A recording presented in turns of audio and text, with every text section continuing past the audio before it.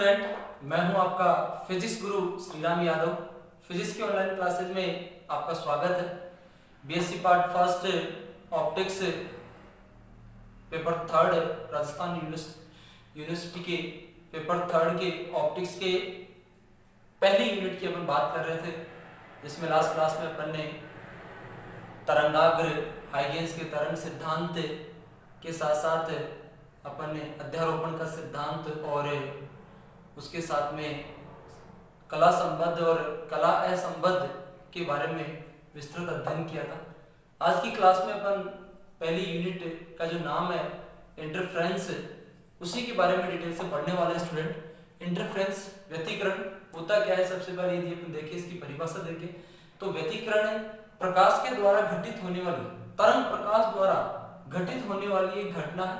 व्यतिकरण के अंतर्गत जब भी कोई प्रकाश तरंगे कला संबद्ध स्रोतों से निकलती है और कला संबद्ध स्रोतों से निकलकर जब वो किसी माध्यम में एक दूसरे पर अध्यारोपित होती है तो उनके अध्यारोपण से बनने वाली जो परिणामी तरंग है, उस परिणामी तरंग की तीव्रता में उतार चढ़ाव की जो घटना है, उस उतार चढ़ाव की घटना को व्यतिकरण कहा जा सकता है। तो व्यतिकरण की परिभाषा सबसे पहले देखी जाए तो परिभाषा में यहां पर दो या दो से अधिक प्रकाश तरंगे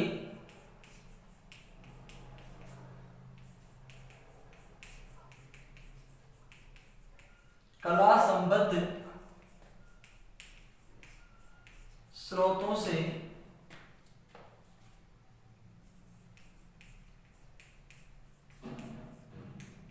उत्सर्जित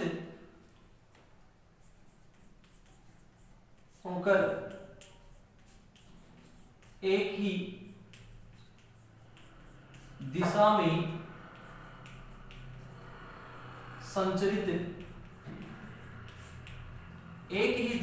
संचरित होते हुए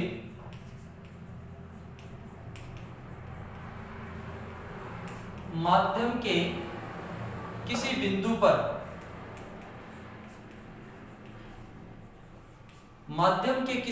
पर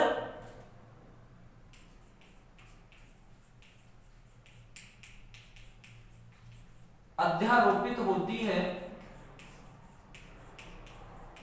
तो परिणामी तरंग की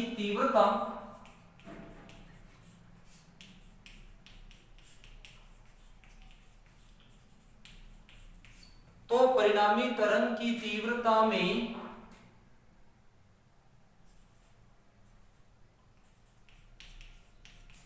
होने वाले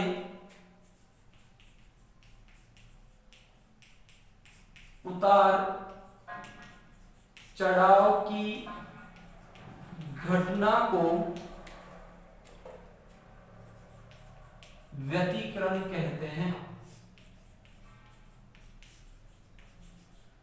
व्यतिकरण की परिभाषा स्टूडेंट, जब भी कोई दो या दो से अधिक तरंगे, दो तरंगे हो सकती है कम से कम, जो कला संबद्ध स्रोतों से उत्सर्जित होकर, मान लो कोई भी लगभग समान आयाम और आवृत्ति की दो कला संबद्ध तरंगे एक ही दिशा में संचरित होते हुए माध्यम के किसी बिंदु पर अध्यारोपित होती है, तो वो माध्यम के आगे चलकर जब किसी बिंदु पर अध्यारोपित होगी तो उस अध्यारोपण के परिणाम स्वरूप एक परिणामी तरंग बनती है और उस परिणामी तरंग की जो तीव्रता है वो माध्यम के कुछ बिंदुओं पर अधिकतम प्राप्त होती है और माध्यम के कुछ बिंदुओं पर न्यूनतम प्राप्त होती है। कहने का मतलब कुछ बिंदुओं पर परिणामी तरंग की तीव्रता में वृद्धि होती है और कुछ बिंदुओं पर परिणामी तरंग की तीव्रता में कमी होती है। तो परिणामी तरंग की तीव्रता में जो उतार चढ़ाव की घटना है, इस उतार चढ़ाव की घटना को ही अपन क्या कह रहे हैं, व्यतिकरण कह रहे हैं। तो यही परिभाषा मैंने यहाँ पर लिखी है कि दो या दो से अधिक प्रकाश तरंगे कला संबद्ध स्रोतों से उत्सर्जित होकर एक ही दिशा में संचरित होते हुए माध्यम के किसी बिंदु पर अध्यारोपित होती है तो परिणामी तरंग की तीव्रता किसमें परिवर्तन होगा, परिणामी तरंग की तीव्रता में होने वाले उतार चढ़ाव की घटना को क्या हो रहा है, कमी वृद्धि की जो घटना है, इस कमी वृद्धि की घटना को ही अपन व्यतिकरण कहते हैं। यहाँ पर माध्यम के कुछ बिंदुओं पर परिणामी तरंग की तीव्रता बढ़ रही है, माध्यम के कुछ बिंदुओं पर परिणामी तरंग की तीव्रता घट रही है। तो इस आधार पर व्यतिकरण दो प्रकार का होता है। व्यतिकरण के दो प्रकार हैं, संपोषी व्यतिकरण और दूसरा है विनाशी व्यतिकरण।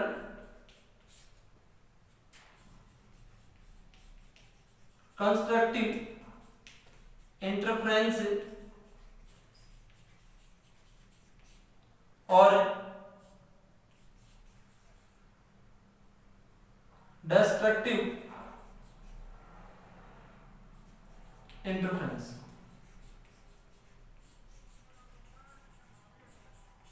ये व्यतिकरण के दो प्रकार हैं। ये प्रकार दिए गए हैं परिणामी तरंग की तीव्रता में कमी वृद्धि की आधार पर। माध्यम के जिन बिंदुओं पर परिणामी तरंग की तीव्रता में वृद्धि होती है, उन बिंदुओं पर घटित होने वाले व्यतिकरण को संपोषी या रचनात्मक व्यतिकरण कहते हैं। कि परिणामी तरंग की तीव्रता में कमी वृद्धि देखी जा रही है, तो जिन बिंदुओं पर जब दो तरंगों के अध्यारोपण के परिणाम स्वरूप परिणामी तरंग बनती है, तो परिणामी तरंग के जिन बिंदुओं पर तीव्रता में अधिकता होती है, उन बिंदुओं पर घटित होने वाले व्यतिकरण को संपोषी व्यतिकरण कहते हैं। और माध्यम के जिन बिंदुओं पर परिणामी तरंग की तीव्रता में कमी होती है, वहां घटित होने वाले व्यतिकरण को विनाशी व्यतिकरण कहते हैं। यह इनकी परिभाषा और भी दी जा सकती है। माध्यम के जिन बिंदुओं पर दोनों तरंगें समान कला में अध्यारोपित होती है, अर्थात जिनके मध्य कलांतर शून्य होता है या नियत होता है, वहां पर घटित होने वाला व्यतिकरण संपोषी व्यतिकरण कहलाता है। क्या परिभाषा दी?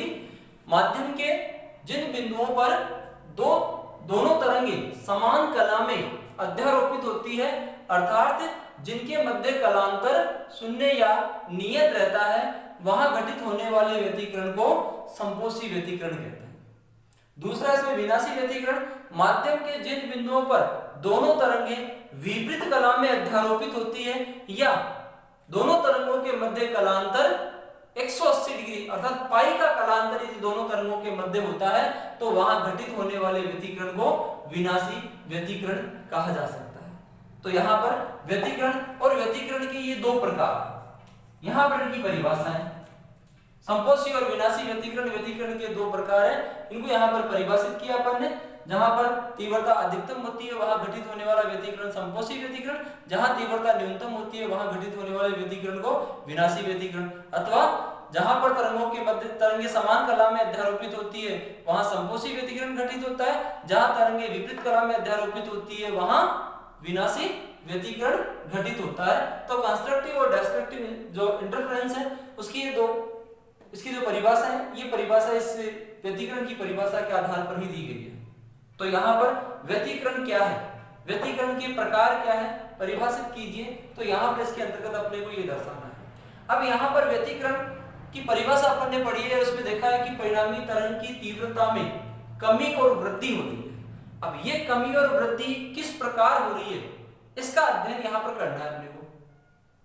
समझ गए स्टूडेंट? यहाँ पर इसका अध्ययन करना है कि परिणामी तरंग की तीव्रता में कमी कहाँ हो रही है, कैसे हो रही है, वृद्धि कहाँ हो रही है, कैसे हो रही है, उसका अध्ययन करने के लिए यहाँ पर अपन व्यतिकरण का गणितीय विश्लेषण देखें। गणितीय समीकरणों के रूप में भी इसे परिभाषित किया जा सकता है, जिसके आधार पर यह सिद्ध होता है कि परिणामी तरंग की तीव्रता में लगातार परिवर्तन होता है। कहीं पर तीव्रता घट रही है, कहीं पर तीव्रता बढ़ रही है। तो तीव्रता का समीकरण अपने को ज्ञात करना है। यहाँ पर इसे ज्ञात करने के लिए देखो यहाँ पर परिभाषा के बाद में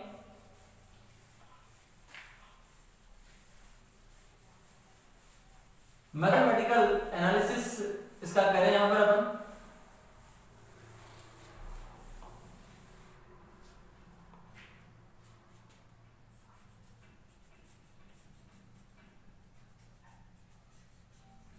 मैथमेटिकल एनालिसिस ऑफ इंटरफेरेंस,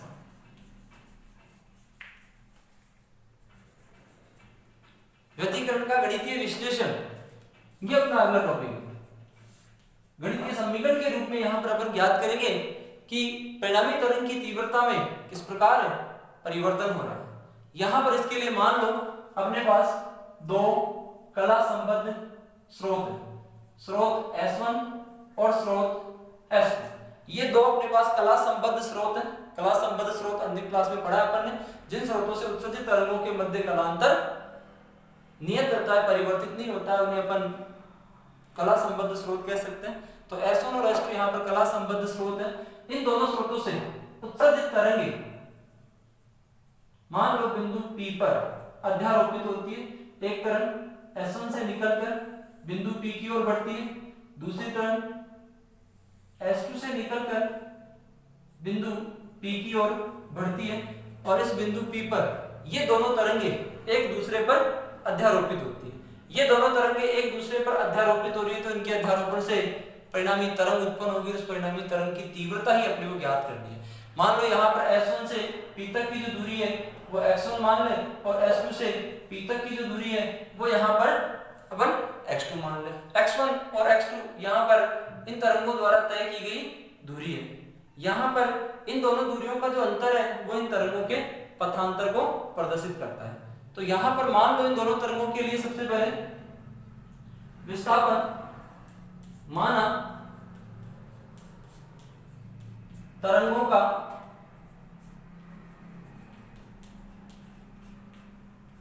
विस्थापन समीकरण, दोनों तरंगों के विस्थापन मान लो y1 और y2 है। y1 और y2 ना मान के अपन e1 और e2 के रूप में यदि अपन मान ले, e1 और e2 के रूप में भी इन्हें माना जा सकता है, या y1 और y2 के रूप में भी इन्हें माना जा सकता है। तो e1 और e2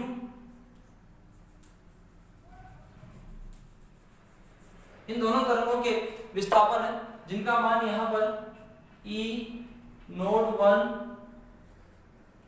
sin omega t minus k x1 plus phi 1 और E2 बराबर E node 2 sin omega t minus k x2 plus phi। यहाँ पर इन दोनों तरंगों के विस्थापन समीकरण अपने को ये दिया हुआ है, E1 और E2 के रूप में यहाँ पर अपने को समीकरण दिया हुआ है। तो परिणामी तरंग का विस्थापन इन दोनों तरंगों के विस्थापन के योग के बराबर होगा। अध्यारोपण के सिद्धांत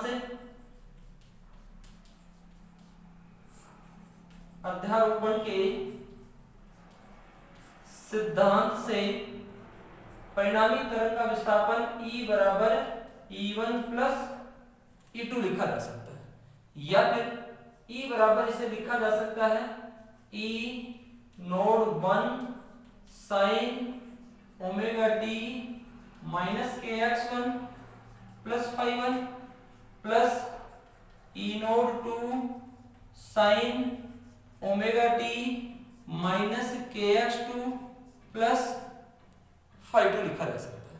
अब यहाँ पर इस समीकरण में student upon sin a minus b के सूत्र का उपयोग कर रहे हैं। a माइनस b अपन जानते हैं sin a माइनस b बराबर होता है sin a cos b minus cos a sin b। तो इसी सूत्र का उपयोग करें और यहां पर इसे सॉल्व करें अपन, तो इसे यहां पर अपन लिख सकते हैं E बराबर क्या हो जाएगा E naught 1 sin a sin omega t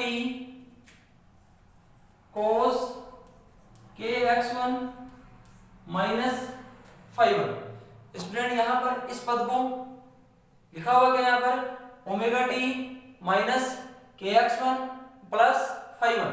तो यहाँ पर माइनस कॉमन लेने से हम ओमेगा t माइनस के x1 माइनस phi 1 के रूप में लिख दें, तो ये sin a माइनस b हो जाएगा। इसी प्रकार इसको भी sin a माइनस b के रूप में लिखें, तो इसे आगे इस सूत्र से सॉल्व करें, तो a minus b minus E naught 1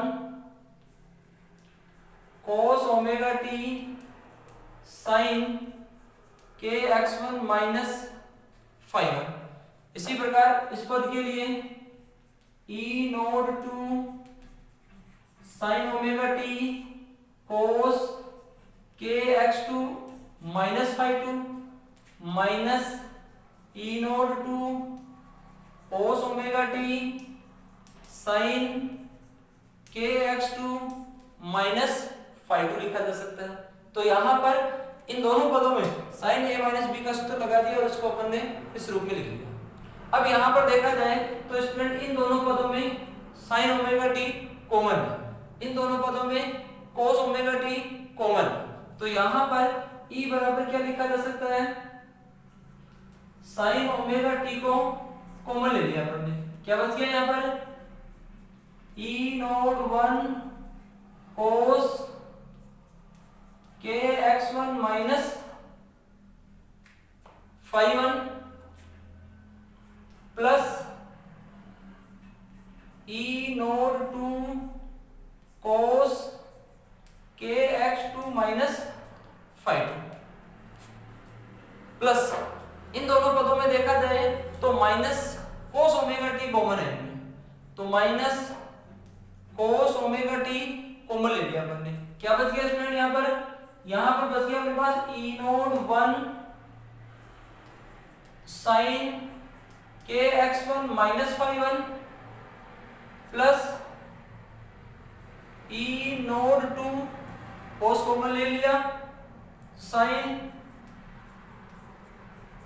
के एक्स टू माइनस फाइव, इन दोनों में अपन ने ये कॉमन ले लिया इस प्रकार।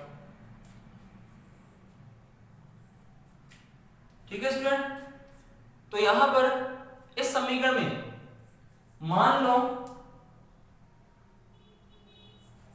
ए साइन थीटा बराबर ई nought one cos K X one minus five one plus E node two cos K X two minus five. इस ब्रैकेट में जो मान है उसे अपन ने a cos थीटा मान लिया और इस ब्रैकेट में जो मान है इसे अपन a sin थीटा मान लिया, सॉरी a cos थीटा मान ले से, तो a cos थीटा बराबर e नोड वन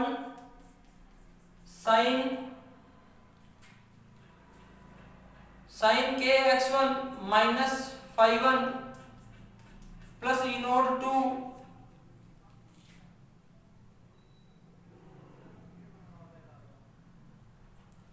स्टूडेंट यहां पर देख रहे हैं अपन ये मान, तो इस मान को अपन ने a cos थीटा माना है, तो यहां पर ई नोड टू साइन के X two minus five, clear that. तो यहां पर इन्हें समीकरण क्रमांक देते हैं अपन एक और दो, तो यहां से अपने को क्या मान मिल जाएगा, इस समीकरण से अपने को e का मान क्या मिल जाएगा, cos omega T, sorry sin omega T तो है ही, और ब्रैकेट वाले मान के स्थान पर क्या रखे हैं sin a sin थीटा, फिर माइनस cos ओमेगा टी यहां पर है ही, और इस ब्रैकेट वाले मान के स्थान पर क्या लिखे student a cos theta, a दोनों में कॉमन आ रहा है यहां पर, तो e बराबर a क्या बच गया अंदर sin omega T sin theta minus cos omega T cos theta. तो यहां से E बराबर लिखा जा सकता है स्टूडेंट क्या, E बराबर अपने को मिल गया a cos omega T plus theta, क्योंकि यहां पर साइन ए साइन बी माइनस कोस ए कोस बी, कोस ए प्लस बी का सूत्र होता है, सूत्र अपना कोस ए प्लस बी बराबर होता है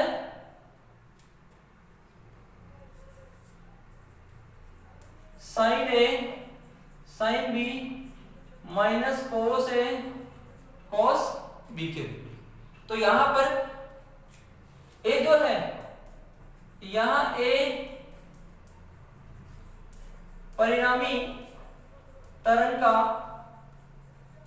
आयाम है, तो यहां पर परिणामी तरंग का विस्थापन समीकरण तो अपने को ये मिल गया है, जो परिणामी तरंग जो यहाँ पर समय के अनुसार ओमेगा टी का पद आ रहा है, समय के अनुसार परिवर्तित हो रहा है, तो यहाँ पर विस्थापन समीकरण तो ज्ञात कर लिया, लेकिन अपने को यहाँ पर तीव्रता का मान ज्ञात करना है। तो तीव्रता का मान ज्ञात करने के लिए आयाम ज्ञात करें, क्योंकि तीव्रता जो होती है वो आयाम के वर्ग के समानुपाती होती है। तो आयाम यहाँ पर क्या है स्टूडेंट, a। इस a का मान अपन ज्ञात कर सकते हैं समीकरण 1 और 2 से। समीकरण 1 और 2 यहाँ पर देखो स्टूडेंट, यदि यहाँ पर अपन समीकरण 1 और 2 का वर्ग करके जोड़े तो समीकरण 1 और 2 का वर्ग करके जोड़ने पर अपने को a का मान प्राप्त हो जाएगा। तो यहाँ पर मैं इसी में आगे लिख रहा हूं, समझ में आ जाएगा। समीकरण 1 और 2 का वर्ग करके जोड़ना है, समीकरण 1 व 2 का वर्ग करके जोड़ने पर क्या मिल जाएगा स्टूडेंट, बाएं पक्ष में देखें तो दोनों पद ये है a square sine square theta plus a square cos square theta. अब देखो स्टूडेंट यहाँ पर cos square theta plus sine square theta, क्योंकि इसका वर्ग करना है इसका वर्ग करना है, तो मैं सीधे लिख रहा हूं यहाँ पर समीकरण को a प्लस बी का होल स्क्वायर और a प्लस बी का होल स्क्वायर करना है। तो a square plus b square plus 2ab होगा। तो यहाँ पर a स्क्वायर, इन दोनों में b स्क्वायर, इन दोनों में यहाँ पर e नोट 1 कॉमन है, इन दोनों में e नोट 2 कॉमन है। तो मैं यहाँ पर इस पद को साथ ही लिख रहा हूँ, क्या हो जाएगा स्टूडेंट, e नोट 1 का स्क्वायर और cos square plus sine square क्या हो जाएगा, 1 हो जाएगा स्टूडेंट, प्लस इसी प्रकार e नोट 2 का स्क्वायर प्लस यहां पर इन दोनों का मतलब a प्लस b का square, a square plus b square plus 2ab, तो 2ab। तो यहां पर 2ab की अपन बात करें तो 2 e नोट 1 e नोट 2 सही है, और कोस ये भी इसके साथ है स्टूडेंट। तो कोस kx1 माइनस phi1 और इसी के गुणा में cos kx2 minus phi2 plus 2 e naught 1 e naught 2 इसका 2ab, तो e naught 1 e naught 2 sine ये भी साथ में गुणा करें, साइन kx1 माइनस phi1 गुणा साइन kx2 माइनस phi2। तो यहां पर इन दोनों में भी a स्क्वायर कॉमन है, तो क्या हो गया, cos square plus sin square theta का मान 1 हो गया। तो क्या बच गया यहाँ पर, केवल a स्क्वायर बचा स्टूडेंट, और यहाँ पर क्या बच रहा है अपने पास, e नोट 1 का स्क्वायर प्लस e नोट 2 का square plus 2 e naught 1 e naught 2, इन दोनों में कॉमन आ गया। सही है स्टूडेंट, cos है cos b प्लस sin है sin b, cos है cos b प्लस sin है sin b क्या हो जाएगा, cos a माइनस b का सूत्र हो जाएगा, cos a cos b plus sin a sin b, cos a minus b का सूत्र हो जाएगा। तो यहाँ पर a क्या है, kx1 minus phi1 minus kx2 minus phi2। तो यहां से a स्क्वायर बराबर e नोट 1 का स्क्वायर e नोट 2 का square plus 2 e naught 1 e naught 2। यहां पर देखा जाए तो स्टूडेंट क्या हो जाएगा, cos का पद हो जाएगा cos kx के दोनों में कॉमन है, तो kx2 minus x1 minus x2 लिखा जा सकता है, x1 माइनस x2 और माइनस phi1 और माइनस माइनस प्लस phi2, तो माइनस phi1 माइनस phi2। तो यहाँ पर a स्क्वायर बराबर लिखा जा सकता है e नोट 1 का स्क्वायर e नोट 2 का square plus 2 e naught 1 e naught 2 cos को नीचे लिख रहा हूं स्टूडेंट में क्या है cos k डेल माइनस 5। तो यहां पर परिणामी तरंग का जो आयाम है वो आयाम इस समीकरण की सहायता से ज्ञात करेंगे। आयाम अपने पास आ गया तो अब क्या ज्ञात कर सकते हैं अपन, आयाम ज्ञात हो गया तो अब तीव्रता ज्ञात कर सकते हैं, क्योंकि अपने को व्यतिकरण के अंतर्गत परिणामी तरंग की तीव्रता में परिवर्तन दर्शाना है जो समय पर निर्भर करता है। तो यहाँ पर अपन ने दो तरंगें मानी थी कला संबंध स्रोतों से उत्सर्जित जिनका आयाम यहाँ पर समय पर निर्भर हो रहा है, स्थिति के अनुसार लगातार परिवर्तित हो रहा है। तो इसी को आगे और बढ़ाएं तो इसकी तीव्रता ज्ञात करें, साथ साथ डेरिवेशन को समझते जाओ, उतारते जाओ। डेरिवेशन जरूर बड़ी लेकिन आसान है।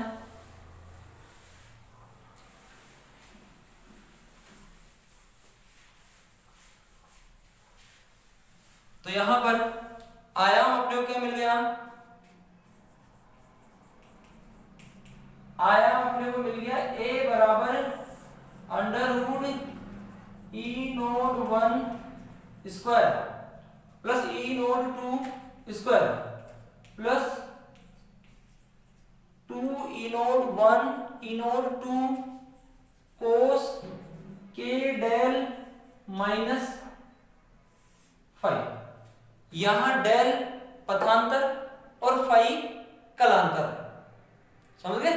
यहां डेल बराबर x1 माइनस x2 ये तो है पथांतर और फाई1 माइनस फाई2 ये क्या है कलांतर। इन दोनों तरंगों के मध्य पथांतर और कलांतर को व्यक्त करते हैं। तो यहां पर अब ज्ञात करनी है अपने को तीव्रता। तो तीव्रता जो है वो आयाम के वर्ग के समानुपाती होती है, समझ गए। तो यहां पर I समानुपाती है a स्क्वायर के। I बराबर क्या लिखा जा सकता है यहाँ पर k a स्क्वायर, k यहाँ पर समानुपाती नियतांक है। इसी प्रकार I1 समानुपाती है e नॉट 1 के और I2 समानुपाती है e नॉट 2 के। मतलब यहाँ पर तीव्रता का मान आयाम के वर्ग के समानुपाती है, तो दोनों में स्क्वायर आता है। दोनों तरह की जो ली थी जिनका आयाम e नोट 1 और e नोट 2 है। तो यहां से I1 बराबर क्या लिखा जा सकता है स्टूडेंट, k e नोट 1 का स्क्वायर और I2 बराबर k e नोट 2 का स्क्वायर लिखा जा सकता है। तो परिणामी तरंग की तीव्रता कितनी हो जाएगी, अतः परिणामी तीव्रता I बराबर k और a स्क्वायर का मान स्टूडेंट यहां से e नोट 1 का स्क्वायर e नोट 2 का square plus 2 e naught 1 e naught 2 cos k del minus 5 ये मान लिखा जा सकता है। तो यहां से I बराबर k e नोट 1 का square plus k e naught 2 का square plus 2 k e naught 1 k e naught 2 का स्क्वायर का अंडर रूट एक साथ लिख लिया मैंने। तो क्या बच गया यहाँ पर शायद cos k del minus 5, k को अंदर गुणा कर दिया k e नोट 1 का स्क्वायर k e नोट 2 का square plus 2k e naught 1 e naught 2 ये मिल रहा था, तो मैंने रूट के अंदर लिख लिया इसको k e नोट 1 का स्क्वायर k e नोट 2 का स्क्वायर मतलब k square e naught 1 square e naught 2 square वापस करेंगे e naught 1 e naught 2 k मिलेगा अपने को। तो यहाँ पर ये मान अपन इस समीकरण से रखे इसमें, तो क्या मिल जाएगा स्टूडेंट, यहाँ पर अपने को मान मिल रहा है I बराबर ये तो क्या मिल गया I1 plus I2 plus 2 under root I1 I2 cos k del minus 5। तो परिणामी तरंग की जो तीव्रता है वो ये रहेगी और परिणामी तरंग की तीव्रता पथांतर पर निर्भर कर रही है, पथांतर और कलांतर दोनों पर निर्भर कर रही है। डेल पथांतर यहाँ पर x1 माइनस x2 या x2 माइनस x1 अपन लिख सकते हैं इसे। तो यहाँ पर लगातार तरंगे अपने पथ में अंतर कर रही है, तो परिणामी तरंग की जो तीव्रता है उसमें कमी और वृद्धि प्राप्त होगी यहाँ पर। तो परिणामी तरंग की तीव्रता में कमी और वृद्धि संपोषी और विनाशी व्यतिकरण के रूप में किस प्रकार है? अपन ने संपोषी और विनाशी व्यतिकरण पढ़ा है। संपोषी और विनाशी व्यतिकरण में परिणामी तरंग की तीव्रता में कमी और वृद्धि के आधार पर इनको परिभाषित किया गया। तो यहाँ पर टॉपिक था अपना मैथमेटिकल एनालिसिस ऑफ इंटरफेरेंस, जिसके अंतर्गत अपन ने परिणामी तरंग के लिए आयाम और तीव्रता का मान ज्ञात किया। इंटेंसिटी अपन ने ज्ञात की है। इंटेंसिटी का जो मान है वो पथांतर पर निर्भर कर रहा है। अब यहाँ पर पथांतर का मान यदि परिवर्तित होता है तो परिवर्तित होने पर परिणामी तरंग की तीव्रता में कमी भी होगी और वृद्धि भी होगी। वो वहां पर उन तरंगों के पथांतर पर निर्भर करेगा कि यहाँ पर पथांतर पॉजिटिव और नेगेटिव दोनों हो सकता है।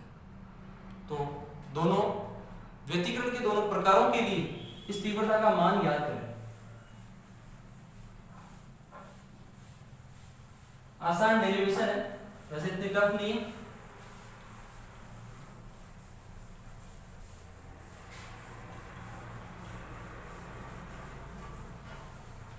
तो देखो यहाँ पर अब क्या याद कर रहे हैं अपन? विशेष स्थितियों की, स्पेशल कंडीशंस है इसकी। उन कंडीशंस के अंतर्गत पहली कंडीशन अपनी कंस्ट्रक्टिव इंटरफेरेंस के लिए। कंस्ट्रक्टिव इंटरफेरेंस के लिए अपन पहली कंडीशन दर्शा रहे हैं, जिसमें यहाँ पर अपने को तीव्रता का आकलन करना है। तो इसका तीव्रता का मान ज्ञात करने के लिए यहां पर अपन देखें, जब के डेल का मान 0, 2 पाई, 4 पाई, 6 पाई इस रूप में है तो कोस के डेल का जो मान है, कोस के डेल का मान 1। यहां पर प्रारंभिक कला को फाई बराबर फाई 1 माइनस फाई 2 को 0 मान रहे हैं। प्रारंभिक जो कला है, प्रारंभिक कला का मान 0, प्रारंभिक दोनों में कलांतर का मान 0 है। तो के कोस के डेल का जो मान है वो क्या होगा? 1 होगा। किस कंडीशन में? जब के डेल का मान पाई का समगुणज है। यदि पाई का समगुणज है तो उस अवस्था में यहां पर तीव्रता क्या हो जाएगी? आई बराबर समीकरण अभी अपन ने पढ़ा था स्टूडेंट, आई बराबर I1 plus I2 plus 2 under root I1 I2 cos k del. Phi का मान अपन ने 0 मान लिया। तो यहां से I का जो मान है वो मैक्सिमम होगा। कितना हो जाएगा student? I1 plus I2 plus 2 under root I1 I2 cos k del का मान 1 होगा। तो यहां से I का मैक्सिमम मान कितना हो जाएगा? Under root I1 plus under root I2 का होल स्क्वायर। यदि I1 बराबर I2 बराबर I नोड यदि है तो I का जो मैक्सिमम मान है वो कितना हो जाएगा स्टूडेंट? I का मैक्सिमम मान I node plus I node plus 2 I node कितना हो जाएगा? 4 I नोड हो जाएगा। अगर इस कंडीशन में यदि दोनों तरंगों की तीव्रता, जो दोनों तरंगें एक दूसरे पर अध्यारोपित हो रही है, यदि उन अध्यारोपित तरंगों की तीव्रता एक समान है, बराबर है, तो उस अवस्था में परिणामी तरंग की तीव्रता क्या हो जाएगी? उनकी तीव्रता की 4 गुनी हो जाएगी। तो यहाँ पर तीव्रता बढ़ रही है, तो व्यतिकरण कौन सा है? कंस्ट्रक्टिव व्यतिकरण। संपोषी व्यतिकरण यहाँ पर प्राप्त हो रहा है। दूसरी कंडीशन देखिए अपन, डिस्ट्रक्टिव इंटरफेरेंस। डिस्ट्रक्टिव इंटरफेरेंस के अंतर्गत देखें तो यहां पर जब के डेल का मान पाई, 3 पाई, 5 पाई, 7 पाई, पाई का विषम गुणज होता है, तो कोस के डेल का मान क्या होगा? -1 होगा। कोस के डेल का मान -1 होगा तो उस अवस्था में तीव्रता कितनी हो जाएगी स्टूडेंट? तीव्रता I बराबर I1, इसी समीकरण से I1 plus I2 minus 2 under root I1 I2, कि cos के डेल का मान -1 हो जाएगा तो यहाँ पे चिन्ह माइनस का आ गया। तो यहाँ पर I का ये मिनिमम मान है जिसे लिखा जा सकता है under root I1 minus under root I2 का होल स्क्वायर। यदि I1 बराबर I2 बराबर I नोड है तो I का मिनिमम मान कितना हो जाएगा? I का मिनिमम मान हो जाएगा I node plus I node minus 2I node बराबर 0। अर्थात यहाँ पर परिणामी तरंग की तीव्रता 0 मिल रही है। परिणामी तरंग की तीव्रता न्यूनतम है। यदि दोनों तरंगों की तीव्रता समान है तो परिणामी तरंग की तीव्रता क्या होती है? 0 होती है। तो यहाँ पर देखो ये स्थितियां लगातार सम विषम 0 पाई 2 पाई 3 पाई 4 पाई 6 पाई 5 पाई 7 पाई 6 पाई ये मिल रहा है अपने को। पाई का मान लगातार उसी अनुपात में बढ़ रहा है, उसी अनुपात में एक बार अधिकतम तीव्रता फिर न्यूनतम तीव्रता फिर अधिकतम तीव्रता फिर न्यूनतम तीव्रता। परिणामी तरंग की तीव्रता में लगातार उतार चढ़ाव हो रहा है, कभी तीव्रता बढ़ रही है कभी तीव्रता घट रही है। तो इसी घटना को अपन क्या कह रहे हैं? इंटरफेरेंस कह रहे हैं, व्यतिकरण। तो यहाँ पर संपोषी और विनाशी व्यतिकरण जो लगातार एकांतर क्रम में पथ पर प्राप्त होता रहता है। तो आज की क्लास में स्टूडेंट अपन ने पढ़ा है इंटरफेरेंस, व्यतिकरण होता क्या है, व्यतिकरण का गणितीय विश्लेषण क्या है और व्यतिकरण के प्रकारों के आधार पर अपने आवश्यक शर्तें पढ़ी कि अपने को कहां पर संपोषी और विनाशी व्यतिकरण प्राप्त होगा। आज की क्लास के लिए स्टूडेंट इतना ही। आपको यदि किसी टॉपिक में कोई प्रॉब्लम आ रही है, दिक्कत आ रही है, आप कमेंट बॉक्स में जरूर लिखें। यदि अभी तक आपने हमारे चैनल को सब्सक्राइब नहीं किया है तो हमारे YouTube चैनल फिजिक्स गुरु SR यादव को जरूर सब्सक्राइब करें, लाइक करें, शेयर करें, जिससे स्टूडेंट को अधिक से अधिक लाभ मिल सके। धन्यवाद।